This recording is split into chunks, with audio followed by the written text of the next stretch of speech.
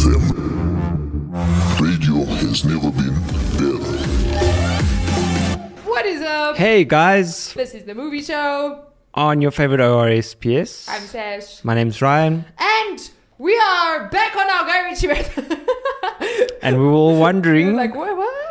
will this film be a great film or will it be a okay film? Are we going up the mountain or down the mountain? But you have to listen to the show to find that out. We're not going to tell you. We're just going to start off with the. So this is Guy Ritchie's latest film, The Covenant. It's literally called... Okay, apparently there was another film called The Covenant. So if you want to search this film, you might want to search Guy Ritchie's The Covenant, just so that, you know, it's differentiated between that Covenant. I haven't watched the other Covenant, though. Yeah. I didn't even know there was another film called Covenant. I know there's another film because this film is Guy Ritchie's The Covenant. It is co-written, co-produced, and directed by Guy Ritchie, which is unusual for Guy Ritchie. He has done films before where he hasn't written them. I think Sherlock Holmes was the most... I think Sherlock Holmes wasn't written by Guy Ritchie, if I'm remembering correctly. I think he just directed that one. Yeah, and it stars Jake Gyllenhaal, which was nice because the last time as far as I remember, the last film he was in was Ambulance by Michael Bay, and then also Dar Salim. I personally didn't recognize him from any other thing, but he was very good. I thought he was very, very good. And then it's just come out. It's just been released now, and yeah. And people are watching it. People are watching it. Except one thing I must say is I feel like this film hasn't gotten a lot of Publicity. Yeah, like you search on the internet, you go on IMDb, there's like 3 facts. Like that's it. And then like if you search around, there's not like a lot on it. I saw a headline saying that Hollywood will not support the whole Afghan making like the soldiers heroes and stuff like that. Why? Because of the whole war. Afghanistan. But you fights, can't soldiers, you know. You can't blame the soldiers for what the American government did. Yeah. Like they were just following orders, which is your job as a soldier, you know? Like you can't that's like blaming. Okay, maybe that's a bad example. Well, they did. They did it. So now they're saying that this film is Pandish. I saw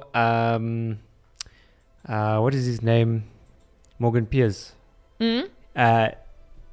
A actual event like this that had happened close to, something very similar.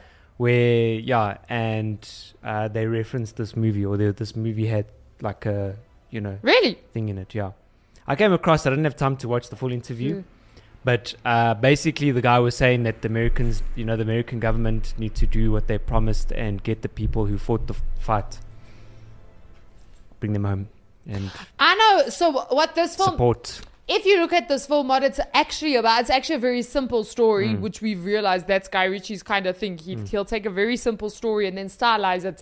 But what this film is about is there's an American soldier.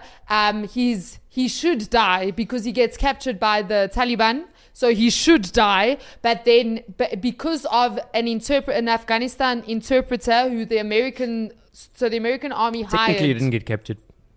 No, wait, I'm getting there. I'm getting there. Okay. But basically, because of the whole... So what America did was when they were fighting in Afghanistan, they promised a whole lot of native Afghanistan people that if you come onto our side and interpret for us, we will give you free visas and passports into America. And so that's what a whole lot of people, or a whole lot of the Afghan, because the Taliban isn't obviously supported by all of the people in Afghanistan. There were people that weren't for the Taliban. So they then did it. And then what happens is, so he doesn't get captured because his interpreter stops that he basically saves him from the Taliban and then drags him literally halfway across Afghanistan back to his American base and saves his life. But then America didn't keep their word, and so him and his family have to go into hiding. And at the end of the movie, it actually gives stats as to when America pulled out of Afghanistan. I think it said like 2 or 3 weeks later, the Taliban took control. They retook control and then killed like something like 32,000 or something crazy like 50,000. that. Was it 50,000? 500,000. of Afghanistan people that became interpreters. They then murdered them and their families, and a lot of them went into hiding. The Americans didn't pull through on the visas that were promised to all of them. So I think it's one of those stories that's just telling once again of the injustice of war. Not just in the fact that people die, but in the fact that people get promised certain things and then governments don't pull through on. Yeah. But I thought it was a very powerful story, and I thought the way Guy Ritchie told it was beautiful. Honestly, it was a different style for Guy Ritchie. It really was a different. It wasn't a usual Guy Ritchie film, but it was, for me, it was one of his best. Yeah. Honestly, this was one of Guy Ritchie's best films. So in the film, he carried him 100 clicks. Which apparently is 100 Ks. Yes, kilometers. Click stands for kilometers, which was very. I didn't know that. I didn't know that clicks was 4 kilometers. I heard them talking that they kept like, I heard you dragged over 100 clicks. I'm like, which is very odd because normally they don't go with kilometers. Yeah, they usually go with miles in there. Yeah, there's obviously some reason to it. Yeah, I thought it was to like confuse the enemy, you know. Maybe it is, but.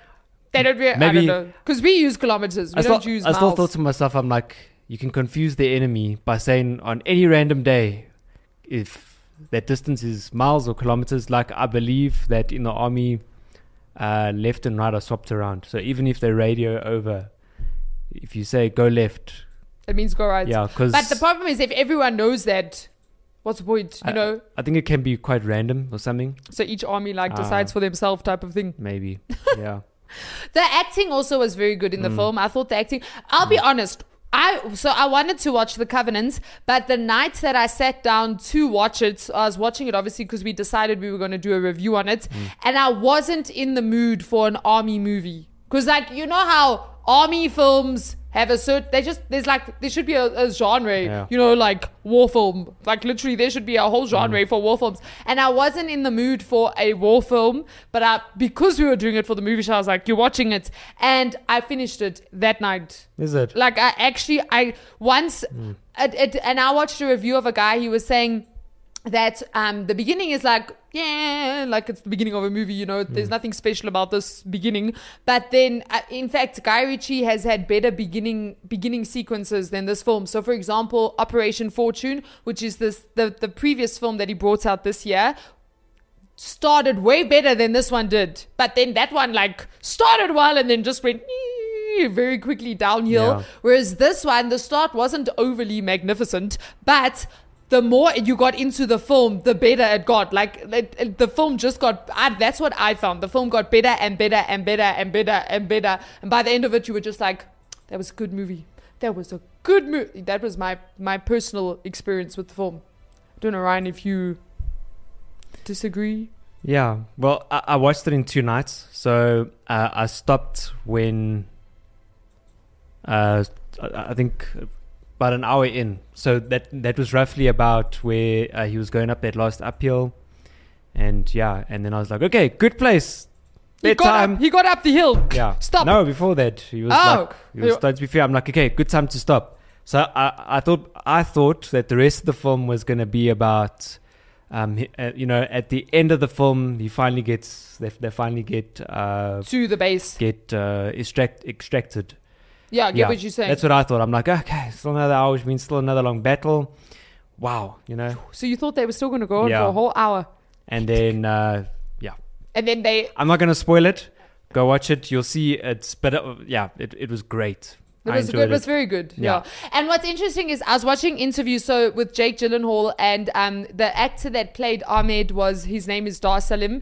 They were saying that what's interesting about this movie is it's not about, how with normal war films, they're buddies. The 2 guys are buddies, they go off to war together. You actually see that in the photographs, in the credits. Yeah. But as in normally in movies, the guy, everyone's buddies, it's like, I like you, you like me. We're buddies. We're doing this. Whereas with this film, they didn't like each other. The two main characters in the film. This film kind of had 2 protagonists. Did you think that he was a nice guy? I I thought that both of them were nice guys, but they didn't like one another. Yeah. So. But even when he was dragging him through, you're like, oh, what a nice guy. Oh, look at him. Oh, he's dragging the American shot like they you didn't even really like him. Oh, look at him. Wow, what a hero.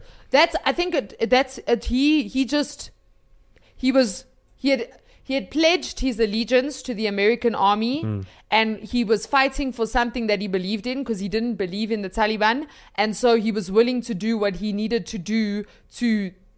You do understand what I'm saying? Yeah. Like, I don't think it was because he looked at Jake Gyllenhaal's character and was like, oh, this guy's so nice. He became my pal. Let me help my pal out. I don't think it was Come that. on, buddy. Yeah, like, even when, like, Jake, so spoiler alert, when Jake's whole team gets killed, and then you can see he's really, like, obviously he's trying to keep himself composed, but you can see he just wants to, like, explode from, like, grief and rage, and then Ahmed just stays behind him, and you can see that he feels for him, but you can see he feels for him and can understand his grief, but he doesn't relate to him, because obviously the two guys come from completely different worlds. Like, the one's an American soldier, right? Who as soon as he gets back to base, he gets airlifted out of there, back to his house in America. Good job, you served your country. You can, like, retire now. Do you understand what I'm saying? Whereas now, Ahmed's character is a lot different because the war is in his actual country.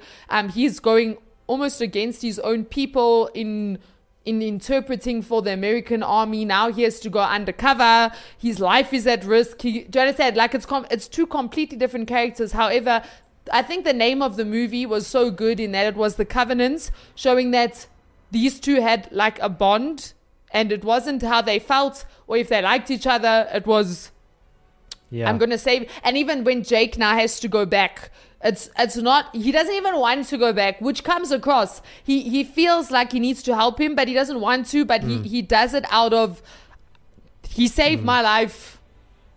I owe him. I owe you type of thing. Yeah. Well, I definitely give the wife a, shout out, because she wasn't like, no, you can't go. No, it's your family now. She was just like, well, you know what? We suffered. Da da da da da da. You come back. Do you hear me? You come back. Like, go do what you need to do. But you get back here. Do you hear me? You better be home in time for supper on the 14th of February. I actually thought to myself that the interpreter, I was just like, nah, he's got a motive. He's in it because obviously he did. He wanted to get he did have a motive technically. He wanted his wife and the baby because he had lost his son previously.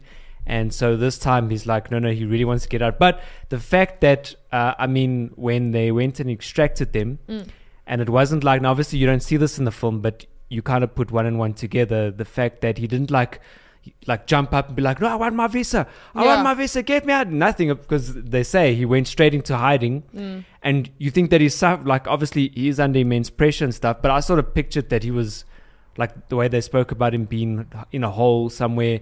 But instead, like, it cuts back to him, like, after a couple sequences in the film. And there he is. He's got his family. He's enjoying his wife. The baby was born. Yeah, the baby was born. And you can see he's just like, okay, cool. Okay, we need to go. Let's move on, type of thing.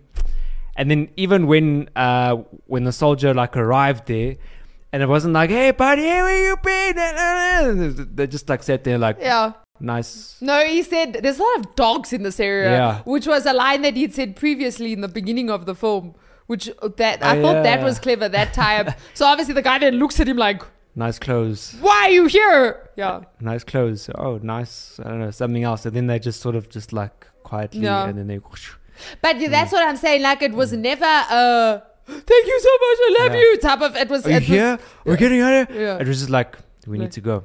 We have to go now. And he understood you're saving me like I saved which was. But the one thing I loved about this film was the montage sequences. So a lot of this film wasn't actually a lot of dialogue in this film. The desert, especially from the interpreter. Yes, which is weird because, like, they even say in interviews, you'd think because he's an interpreter there would be a lot of language because like, it's now you're not hearing you're not hearing one thing once, you're hearing it twice because it's going from this language to this language. But in actual fact, this film was more... It was very emotional without a lot of words, which made it very realistic, actually. Because like in movies are, you know, it's all about the lines, the writer's trying to find the perfect line. Do you understand what I'm saying? Yeah. Whereas in this one, it was, a lot of it was the story was told and the emotion was brought across without words being said. Yeah. And then also like the montage. So first of all, when he's dragging him through the country, obviously you're getting it from Ahmed's point of view. So, you know, it's very like, you know, you can see he's struggling, he's being smart, he's trying to figure out like how to hide. But then the second montage is from Jake Gyllenhaal's perspective. And that montage, I was just like, this is so good. Yeah. It's honestly one of the best montage sequences I've ever seen in a film. Like from the upside down footage, because obviously he's on his back being dragged. So it's smart to put the camera upside down, to like the sound effects that was used in the montages. Like it was very, and even the way they showed the scene you'd already seen. So you'd already seen the scene, but now you're seeing it from Jake's perspective. I loved the montage sequence. It was so well placed because Jake actually says, in his character, he says, all I know is I woke up in the hospital. And then like you see him laying awake, him bugged by this whole thing, and then the montage happens, and then then it's almost like it all comes back to him. Wait a minute, this guy like dragged me out, all of the, I have to go back, you know, kind of thing. So it's almost like the memory came back into his head. It was also a very good story because like you said, the whole movie actually just could have been about them getting back to the American base, and then it ends with the sun setting and like the helicopters coming, and you see the American soldiers running, and you see Ahmed like, and the Taliban and like, them being exploded. Like that could have been the whole movie, but the movie was very well rounded. I thought the soldier was gonna die on the bridge. I thought, because there was that slow moment, he's looking at his gun. I'm like, oh my word, he's going to sacrifice himself. Yeah, just like, oh, there's stuff. Like he's going to go out and, dude, no. Don't do it. No. And I'm like, okay, but it's him and his family. And I'm like, And then I thought, you know, he contracted those other guys. Yeah. I thought they were going to turn on him because when they clicked his identity. So obviously when he went back into Afghanistan, he had to go under a different name because the Taliban was out to get him, because him and Ahmed were the two people that literally were in Taliban territory and got out and survived. So I thought but then they didn't. They came to the rescue. Oh, yeah. But even the way the movie was paced, so it started off with Jake and his units looking for Taliban where they create explosives and sites. bombs. So that's like the you know how each movie has like a driving point, like that is the driving point. They need to find the Taliban's, you know, and then after that they find it, but now the whole squad gets killed except for Jake and Ahmed's character. So and then now you're like, oh flip, now they need to get back to base. Now that's what the movie becomes about, getting back to base, and then that's the driving. But then now after that, it's not now just they got back to base. Now after that, it's he's in hiding. Now what, like, so I think the story kept getting pushed forward unexpectedly. Like what you thought you were they were fighting for Stanley, which I thought was very good. I thought that was very it was very well filmed. Yeah, I must say though, this film was definitely I mean, I don't know how you feel, but like a side step to his usual filming. What do you call it? Like his style, traits, his style, completely. Yeah, like I had to tell my wife, I said, this is the same guy that did this film. And remember this film? Remember that whole, London, You're like, what? Yeah, exactly. No, it was very different. It was very different. But then I thought about Aladdin and how he had done Aladdin. Which was also very different. So Guy Ritchie's got that skill of doing something outside of his... Which is... it was great. I think for me, this film... The film I could say is closest to this film is Wrath of Man. However, Wrath of Man, he still did that whole time loop thing where at first you didn't know who Jason Statham was, then you did realize who he was, then which is very Guy Ritchie style, if I could put it like that, like where he tells you the story from 3 different points of view and then they all link up at the end. Whereas with this one, he didn't do that. This one was just a straightforward story. This is what happened. Bam. Yeah. That's great. It's like an artist painting a style of painting that they usually don't do. Yeah. And yet he did it. I thoroughly enjoyed this film. I wouldn't say it's my top Guy Ritchie film, but it's definitely my top, 5. For me, Yeah. The Gentleman was just, I loved The Gentleman. So I think The Gentleman is could possibly be my favorite. Yeah. The Sherlock Holmes films I did enjoy. And then I did enjoy Snatch. Snatch was very good. And I must say, Lock, Stock and Two Smoking Barrels was, I think, his first. And it was very good first. Yeah. But this one, this one I would say is better than Lock, Stock and Two Smoking Barrels. Snatch, I think this one could have been better than... Snatch was just good, you know. Snatch was different as well. It was a different... But I'd say this one and The Gentleman are very close. And they're also completely different. Like, if you had to show someone those two films, you wouldn't say it was directed by the same person. That's great, actually. Yeah. That's actually good. You can get you can watch the same director and get completely different two feels. different feels. So that's great. So which I think is very good, because at one point I felt like, especially going through all of his films, at one point it was getting stale. Yeah, that's what I was saying. Yeah, in that you felt like you were watching the same thing, just a little bit different. Yeah. So like when we did, what was the one with Gerard Butler? What was that movie called? See, I can't even remember the name. Oh my goodness, the name's gone. That movie. that film. Remember which one? Oh, Rock and Roller. That one. Go. There we go. Yeah. That film just felt like Lock, Stock and Snatch, just slightly improvised with new actors, and which by the time we watched that one, I was just like, okay, no, Guy, you need to. But then, funny enough, after that, he went and did Sherlock Holmes. Well, we already said with Wrath of Man, we were already like, you're starting to head downhill. No, Wrath of Man was good. I enjoyed Wrath of Man.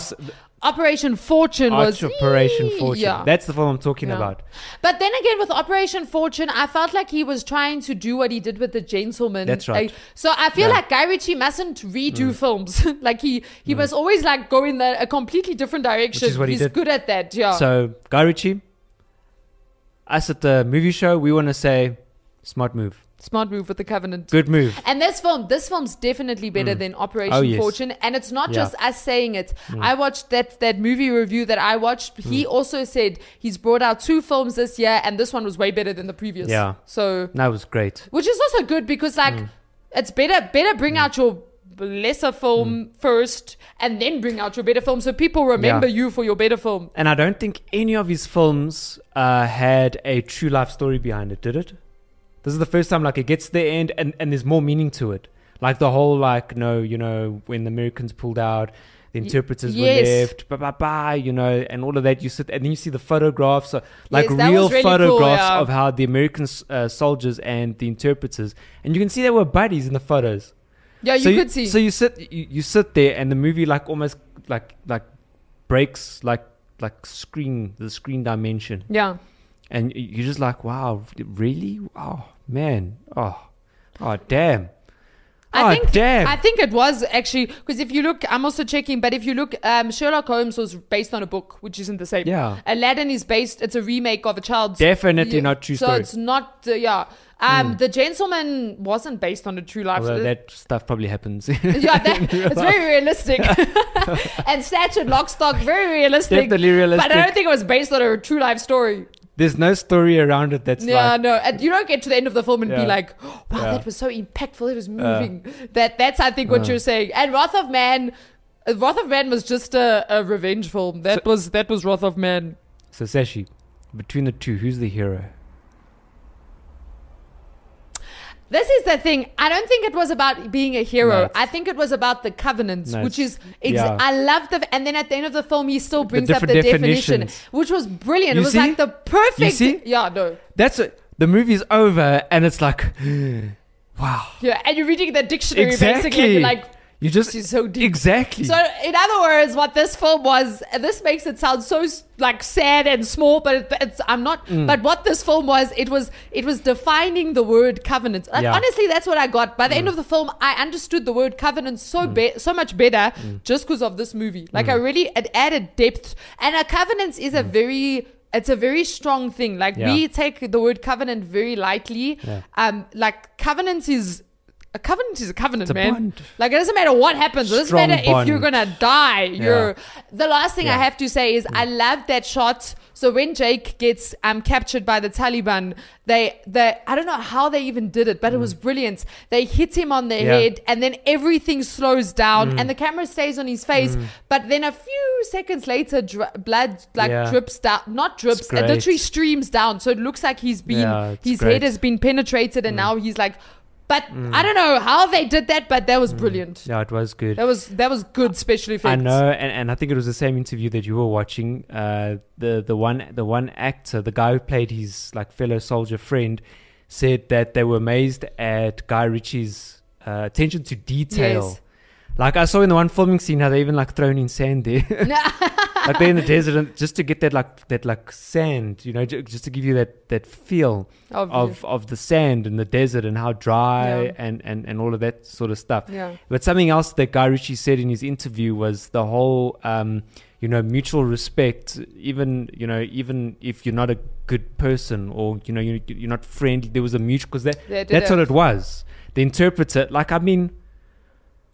you dragged the soldier who just like treated you like dirt, like 100 clicks. Yeah, I'm going to use that word from now. 100 Ks. And like, I don't know if you remember, but he was even like, don't worry, we're almost there. Yeah. You're going to be okay. And like, there was no reason to do it. There was nothing behind it. This was his fellow soldier. And as a soldier, that's what you're supposed to do. Yeah, shame. It's really heartwarming. It was brilliant. I went to bed in a good mood. Yeah, no, it was very, very good.